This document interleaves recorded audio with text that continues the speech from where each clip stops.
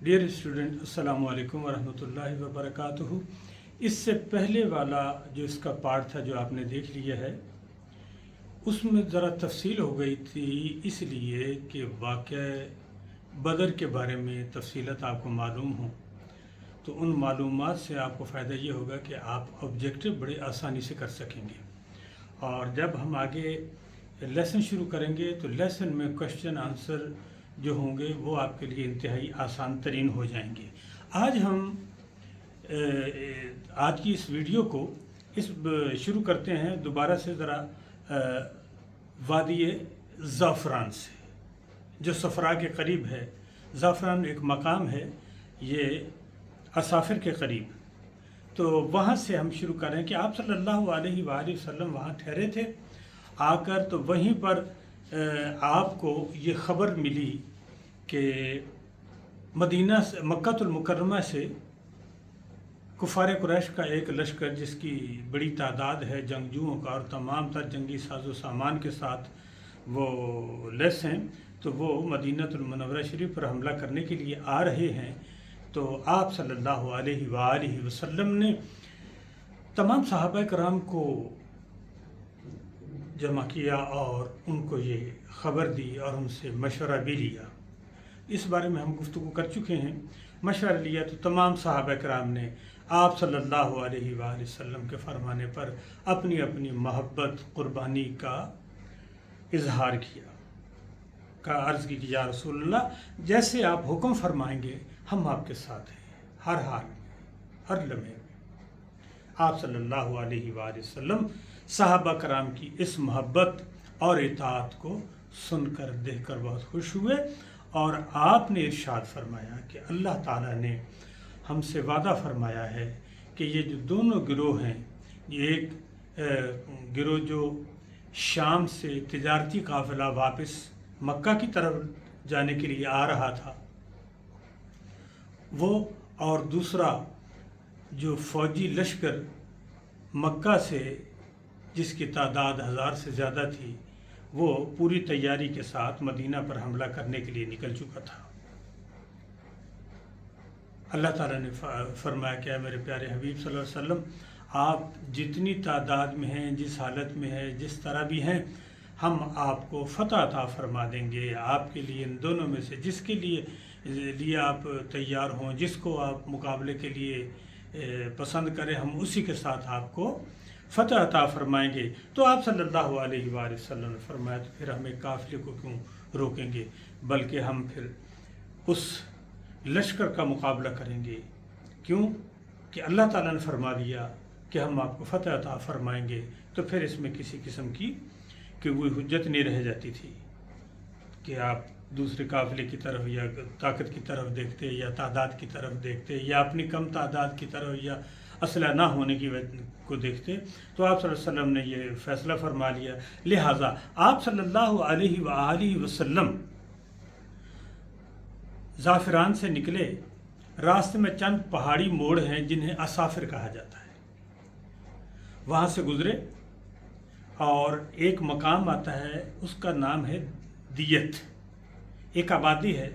वहाँ पर आप सल्लल्लाहु अलैहि वसल्लम ठहरे। उसके बाद फिर बदर के करीब नुज़ूल फरमाया। आप सल्लल्लाहु अलैहि वसल्लम ने हज़रत अबू सिद्दीक़ रज़ियल्लाहु ताला अन्हु को अपने साथ लिया और कुरैशी लश्कर की मालूमात के लिए निकल गए। लश्कर से दूर ही थे कि रास्ते में एक मकामी अरब मिला। आप सल्लल्लाहु अलैहि वसल्लम ने उससे पूछा, बूढ़े से, कि ये दो लश्कर आ रहे हैं, उनके बारे में तुम्हें कोई मालूमात हैं? एक मदीने से आ रहा है और एक मक्का से आ रहा है। उस बूढ़े ने कहा कि पहले तुम बताओ कि हो कौन, फिर मैं बताऊंगा, और जब तक आप बताओगे नहीं मैं बात नहीं करूंगा। तो आप सल्लल्लाहु अलैहि वसल्लम ने इरशाद फरमाया कि ठीक है, पहले तुम बताओ, फिर उसके बाद हम तुम्हें बताएंगे कि हम कौन हैं। उस बूढ़े ने कहा कि अगर बताने वाले ने मुझे ठीक बताया है तो जिस दिन से मदीना से लश्कर निकला है उसे आज वादी असाफिर के आसपास होना चाहिए, یہ جہاں پر رسول اللہ صلی اللہ علیہ وسلم ٹھہرے ہوئے تھے یہ ایک ہی جگہ ہے. تو اس کا یہ آئیڈیا تھا، تو یہ درست آئیڈیا تھا. آپ صلی اللہ علیہ وسلم نے اس کی بات سنی. پھر اس نے بتایا کہ مجھے بتانے والے نے جس طرح بتایا، اور اگر اس کا بتانا درست ہے کہ جس دن سے مکہ سے قافلہ نکلا ہے اس دن سے لے کر آج کے دن اس قافلے کو، اس لشکر کو، وہ سامنے نظر آنے والے دور پہاڑ کے پیچھے ہونا چاہیے. یہ بھی اس کا آئیڈیا درست تھا. جب اس نے بتا دیا تو آپ صلی اللہ علیہ وآلہ وسلم سے اس نے کہا کہ اب آپ بتائیے کہ آپ کون ہیں. تو پھر آپ صلی اللہ علیہ وسلم نے فرمایا کہ ہم پانی سے ہیں، اور اتنی بات فرمائی.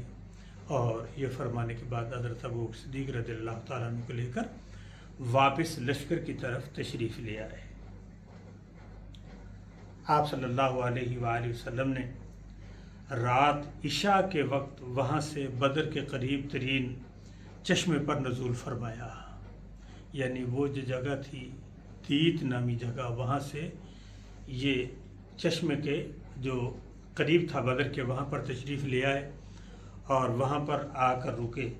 تو اس موقع پر حضرت حباب بن منذر نے عرض کی کہ یا رسول اللہ صلی اللہ علیہ وآلہ وسلم کہ اس جگہ پہ جہاں ہم ٹھہرے ہیں کیا ہم اس سے آگے پیچھے ہو سکتے ہیں؟ کوئی گنجائش ہے؟ اللہ تعالیٰ کا حکم ہے یا آپ نے کوئی جنگی حکمت عملی رکھی ہے؟ تو آپ صلی اللہ علیہ وآلہ وسلم نے ارشاد فرمایا کہ یہ ہماری جنگی حکمت عملی ہے. تب حباب نے عرض کی کہ یا رسول اللہ آپ آگے تشریف لے چلیں، اور وہاں قریش کے قریب ترین ایک چشمہ ہے، اس پر ہم پڑاؤ ڈال دیتے ہیں. آپ صلی اللہ علیہ وآلہ وسلم نے حباب کی اس مشورے کو پسند فرمایا، اور آدھی رات گزرنے کے بعد آپ صلی اللہ علیہ وآلہ وسلم لشکر کو لے کر قریش کے لشکر کے قریب ترین چشمے کے اوپر تشریف لے کر وہاں پڑاؤ ڈال دیا. اس طرح جنگی حکمت عملی کے تحت جو دوسرے چشمے تھے بدر والے وہ بند کرا دیے گئے، اور آپ صلی اللہ علیہ وآلہ وسلم جس چشمے پر پڑاؤ ڈالا تھا اس کو تعمیر کر کے حوض بنا دیا گیا، اور پھر اس میں پانی وغیرہ بھی جمع کر دیا گیا. اس طرح میدان کے شمال مشرق میں اونچے ٹیلے پر حضرت سعد بن معاذ رضی اللہ تعالیٰ عنہ کی نگرانی میں ایک دستہ بنایا گیا جس نے ٹیلے پر ایک چھپرا بنا دیا. یعنی کہ کپڑا اوپر ڈال کے، تو ایک کمرہ ٹائپ تو نہیں تھا لیکن کہہ سکتے چھپرا ہی تھا، وہ بنا دیا گیا وہاں سے. خوبی یہ تھی کہ وہاں سے پورا میدان جو تھا بدر کا نظر آتا تھا. تو آپ صلی اللہ علیہ وسلم سے عرض کی گئی یا رسول اللہ آپ یہاں تشریف فرمائیں، اور یہاں پہ بیٹھ کے آپ پورے میدان کا جائزہ بھی لیتے رہیں گے اور دیکھا جا سکتا ہے. پھر اس کے بعد لشکر کی ترتیب کی گئی. رسول اللہ صلی اللہ علیہ وآلہ وسلم نے لشکر کو ترتیب دیا، میدان جنگ میں تشریف لے گئے، اور ہاتھ کے اشارے سے آپ صلی اللہ علیہ وسلم فرماتے جا رہے تھے کہ اس جگہ پر فلاں جو سردار ہے کافروں کا وہ اس کو قتل کیا جائے گا، اس کو فلاں قتل کیا جائے گا، وہاں پر فلاں کو قتل کیا جائے گا. جس کا نام جہاں پر آپ صلی اللہ علیہ وآلہ وسلم نے لیا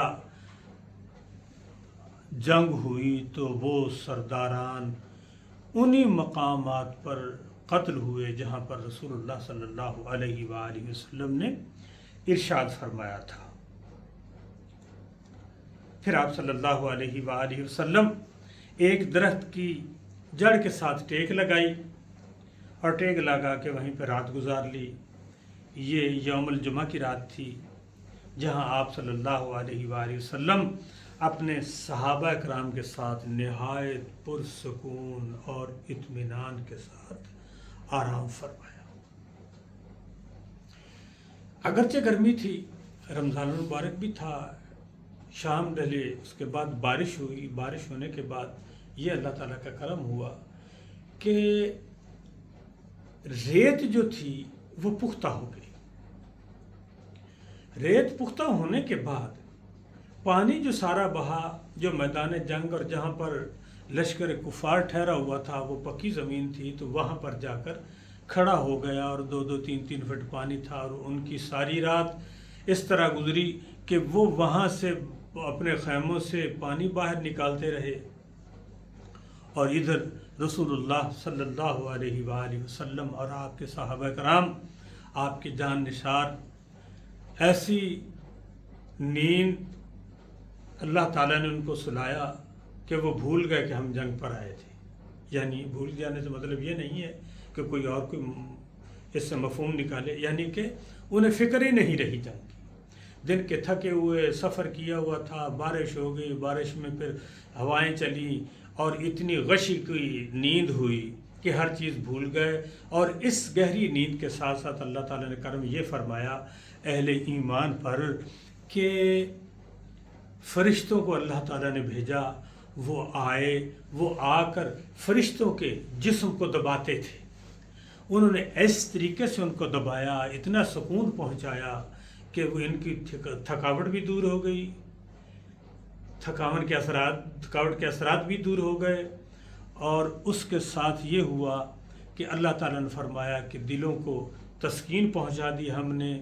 پھر اسی رات میں اللہ تبارک و تعالیٰ جل شانہ نے اہل ایمان کو خواب میں دکھایا کہ جتنی تعداد ان کی ہے، یعنی یہ 313 ہیں، ان کی تعداد اگرچہ 900 اور 1000 کے درمیان تھی، لیکن اللہ تبارک و تعالیٰ نے ان اہل ایمان کو یہ دکھایا کہ 300 کے قریب ان کی تعداد ہے، تمہاری 1000 والی تعداد ہے۔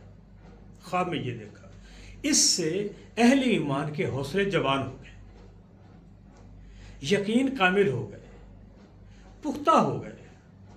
اب یہاں ذرا سوچنے کی بات یہ ہے کہ ایک اندازہ یوں لگے گا کہ 1 کلومیٹر کے اندر کے فاصلے پر دشمن سامنے بیٹھا ہوا ہو،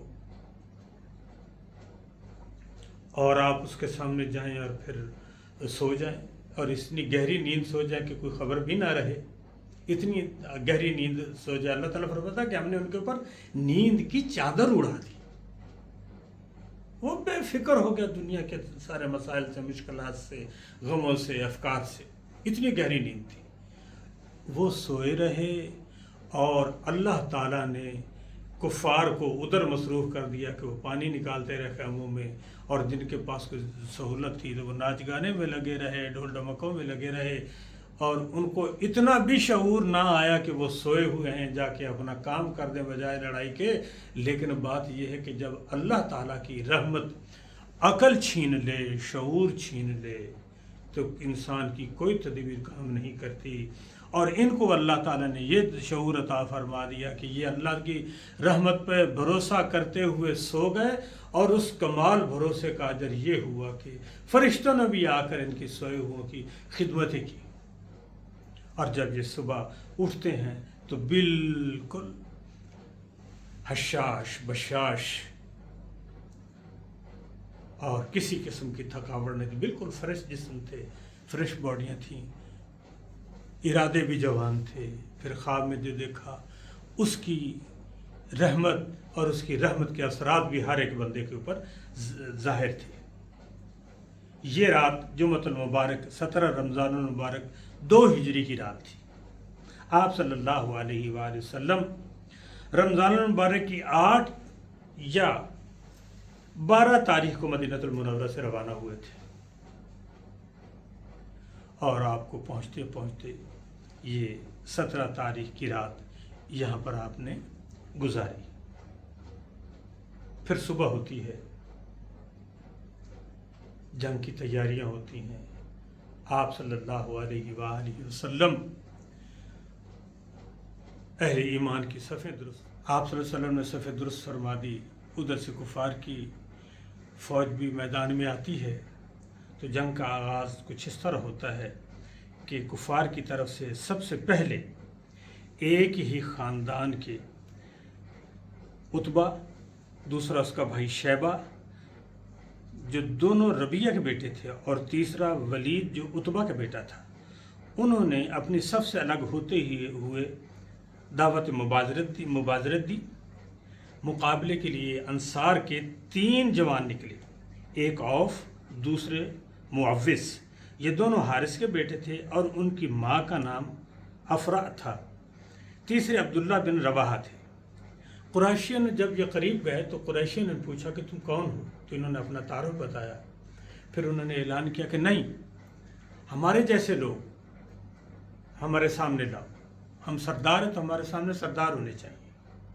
جب وہ واپس آئے تو آپ صلی اللہ علیہ وآلہ وسلم نے فرمایا عبیدہ بن حارث تم اٹھو، حمزہ، علی تم اٹھو۔ تو تب یہ تینوں لوگ اٹھے اور قریشیوں کے قریب پہنچے تو انہوں نے پوچھا کہ آپ کون لوگ ہو؟ تو انہوں نے بتایا اور اپنا تعارف کروایا۔ تو پھر انہوں نے کہا ہاں ٹھیک ہے، اب تم ہمارے ہمسر ہو، ہم تمہارے ساتھ جنگ کریں گے۔ ان کے ساتھ مارکہ آرائی ہوئی۔ حضرت عبیدہ جب سے سب سے معمر تھے، زیادہ عمر والے تھے، عتبہ بن ربیعہ سے مقابلہ کیا، حضرت حمزہ نے شیبہ سے اور حضرت علی رضی اللہ تعالیٰ عنہ نے ولید سے۔ حضرت حمزہ اور حضرت علی نے تو اپنے مقابل کو جھٹ پٹ مار ڈالا، قتل کر دیا، لیکن حضرت عبیدہ اور ان کے مد مقابل کے درمیان ایک وار کا تبادلہ ہوا، پھر دونوں میں ایک نے دوسرے کو گہرا زخم دیا۔ اتنے میں حضرت علی اور حضرت حمزہ اپنے اپنے شکار سے فارغ ہو کر آئے اور انہوں نے آتے ہی عتبہ کا کام کر دیا۔ حضرت عبیدہ کو اٹھا کر لائے، ان کا پاؤں کٹ گیا تھا اور آواز بند ہو گئی تھی، جو مسلسل بند رہی یہاں تک کہ جنگ کے چوتھے یا پانچویں دن جب مسلمان مدینہ سے واپس، جب کفار کے سردار قتل ہوئے تو کفار کے حوصلے ٹوٹ گئے۔ شیطان ان کے ساتھ شیخ نجد کی حیثیت سے آیا ہوا تھا، اس کی پہچان تھی شیخ نجد، وہ آیا ہوا تھا۔ راستے میں شیطان کفار قریش کو یہ کہتا ہوا آتا رہا، جگہ جگہ پہ مختلف مقامات پر، یہاں تک کہ میدان بدر میں بھی یہ کہنے لگا کہ تمہاری اتنی بڑی تعداد ہے، تمہارے پاس اسلحہ ہے، ہر چیز ہے، آج کے دن تمہیں کوئی شکست نہیں دے سکے گا۔ اور پھر جب ان کے سردار سب سے پہلے قتل ہوئے تو دیکھ کر شیطان بھی رک گیا، ان کے حوصلے پست ہوئے، دوسرے لوگوں کے بھی۔ مگر ان تینوں کے ایک ساتھ قتل ہونے کے بعد انہوں نے ایک ساتھ حملہ کرنے کی دعوت دے دی اور سارے حملہ آور ہوئے تو اہل ایمان بھی ان کے سامنے ڈٹ گئے۔ حضور اکرم صلی اللہ علیہ وآلہ وسلم اپنے مقام پر جہاں سے بیٹھ کے سارے دیکھ رہے تھے، وہاں پر بیٹھے ہوئے تو آپ صلی اللہ علیہ وسلم رات سے ہی اہل ایمان کے لیے دعائیں کر رہے تھے اور بارگاہ الہی میں درخواست کر رہے تھے کہ مولا کریم جو تو نے ہمارے ساتھ وعدہ فرمایا ہے اسے پورا فرما۔ عرض کرتے تھے کہ یا اللہ، اگر آج کے دن یہ مٹھی بھر مسلمان شکست کھا گئے تو پھر اس روئے زمین پر تمہارا نام لینے والا کوئی نہیں رہے گا۔ اللہ تبارک و تعالی جل شانہ نے حضور اکرم صلی اللہ علیہ وسلم کی دعاؤں کو درجہ قبولیت عطا فرمایا اور 1000 فرشتوں سے مدد فرمائی۔ جب گھمسان کی جنگ یعنی کہ آپس میں ایک دوسرے کے سامنے ہو گئے تو فرشتے ترتیب کے ساتھ نازل ہونا شروع ہوئے تو ان کو شیطان نے دیکھ لیا، اور شیطان چونکہ کفار کی سائڈ میں کھڑا ہوا تھا، یہ دیکھا اس نے آسمان کی طرف اور دیکھتے ہی یہ بھاگا۔ اس کے ایک ہاتھ میں ایک جوتی تھی اور دوسری پہنی ہوئی تھی۔ جب یہ بھاگنے لگا تو ابو جہل نے اس کو دیکھا، تم کہاں جا رہے ہو، کہاں بھاگ رہے ہو؟ اتنی دیر لاتے لاتے کہنے لگا میرا تمہارے ساتھ کوئی تعلق نہیں، میں اللہ تعالیٰ سے بہت ڈرتا ہوں، تمہارا میرا لینا دینا کوئی نہیں ہے، تمہیں نہیں معلوم میں ان لوگوں کو، ان مسلمانوں کی مدد کے لیے آتے دیکھ رہا ہوں جن کو تم دیکھ نہیں سکتے۔ جب اس نے فرشتوں کو دیکھا تو شیطان وہاں سے بھاگ گیا تھا، اور جب فرشتوں کی آمد ہوئی تو حضور اکرم صلی اللہ علیہ وآلہ وسلم نے حضرت ابوبکر صدیق رضی اللہ تعالیٰ عنہ کو بلایا اور فرمایا کہ صدیق دیکھو، اللہ تعالیٰ کی طرف سے فرشتوں کی مدد آ گئی ہے، اب دیکھنا کچھ ہی دیر کے بعد یہ شکست کھائیں گے اور الٹے پاؤں بھاگ جائیں گے، پیٹھ دکھا کر بھاگیں گے کفار، تو ایسا ہی ہوا، جب فرشتے تشریف لائے، جنگ میں آئے تو انہوں نے کفار کی گردنیں اڑا دی، اور جب انہوں نے دیکھا یکے بعد دیگرے گردنیں اڑتی جا رہی ہیں تو ان میں بد حواس ہو گئے کہ یہ کیا ہو رہا ہے، کسی کو کوئی سمجھ نہیں آتی۔ لہٰذا جب اتنا انہوں نے دیکھا کافروں کا قتل تو وہ خوف کے مارے بھاگ گئے، میدان چھوڑ کر بھاگ گئے، اپنا سارا ساز و سامان چھوڑ کر بھاگ گئے، جو ساتھ لائے تھے وہ سب کچھ چھوڑ کر بھاگ گئے، یہاں تک کہ مسلمانوں کی ایک جماعت نے ان کا پیچھا کیا اور مکہ کی طرف بھاگتے ہوئے بہت دور تک چھوڑ کر آئے۔ میدان جنگ فتح ہوئی مسلمانوں کو، اس میں 70 کافر واصل جہنم ہوئے، مارے گئے، قتل ہو گئے 70 کافر، اور 14 مسلمان شہید ہوئے۔ اس کے بعد جو مسلمان وہاں موجود تھے غازیان، انہوں نے مال غنیمت یعنی کہ کافروں کو چھوڑا ہوا سامان جمع کیا، جمع کر کے اپنے پاس رکھا، کیونکہ آج تک یا آج سے پہلے یہ عربوں کا دستور تھا کہ جو لوگ جنگوں میں شامل ہوتے تھے اور جنگ سے مخالف کا ملا ہوا سامان اس کا ہوتا تھا، جو اس کو اکٹھا کر لیتا، اس کی ملکیت ہوتا تھا۔ لیکن آج غزوہ بدر میں اس چیز کو بند کر دیا گیا، اور اعلان یہ ہوا بعد میں کہ رسول کریم صلی اللہ علیہ وسلم نے فرمایا کہ یہ مال غنیمت اللہ اور اللہ کے رسول کا ہے، لہٰذا تمام لوگ سارے سامان کو جمع کریں اور ایک جگہ جمع کر کے رکھ دیں، کیونکہ جو تمہارا کام تھا، یہ جس کام کے لیے تمہیں لائے تھے وہ تم کر چکے، کیوں جہاد کے لیے آئے تھے تو وہ تمہارا ہو چکا، لیکن یہ جو مال ہے یہ اللہ اور اللہ کے رسول کا ہے۔ یہ گفتگو بھی ہوئی۔ پھر اس کے بعد جو وہ صحابہ کرام جو پیچھے کفار کے گئے تھے وہ لوٹ کر آئے تھے، اور وہ کچھ صحابی جو آپ صلی اللہ علیہ وسلم کی حفاظت پر مامور تھے وہ تھے دستے میں، اور وہ سارے لوگ جمع ہوئے، تو آپس میں گفتگو ہوئی لوگوں کی کہ مال کی تقسیم کیسے ہوگی۔ تو جب تک یہ گفتگو ہو ہی رہی تھی تو اسی گفتگو کے دوران یہ حکم نازل ہو گیا تھا کہ یہ مال غنیمت اللہ اور اللہ کے رسول کا ہے، لہذا آپس میں بحث و مباحثہ نہ کریں، کوئی بات نہ کریں، جو آپ نے کرنا تھا، جس کام کے لیے اللہ نے آپ کو بلایا تھا وہ فرض آپ نے ادا کر دیا۔ اب اس کو مال غنیمت کیوں کہا گیا؟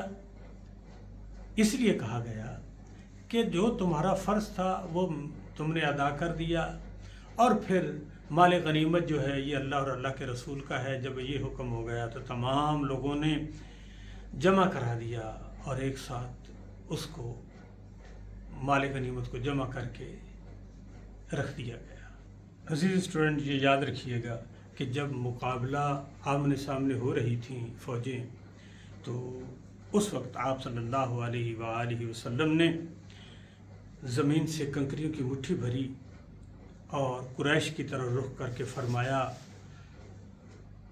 شاہت الوجوہ، چہرے بگڑ جائیں، اور ساتھ ہی مٹی ان کے چہروں کی طرف پھینک دی۔ پھر مشرکین میں سے کوئی بھی ایسا نہ تھا کہ جس کی دونوں آنکھوں، نتنوں اور منہ میں اس مٹی اس کا کوئی ذرہ نہ گیا ہو، سب کے چہروں پہ لگا، اور اس سے لگنے سے یہ بدحواس ہو گئے۔ یہی اسی لیے آگے آپ ہم جب سوالوں کے جواب دیں گے تو یہ آیت کریمہ آئے گی، وَمَا رَمَيْتَ إِذْ رَمَيْتَ وَلَٰكِنَّ اللَّهَ رَمَىٰ۔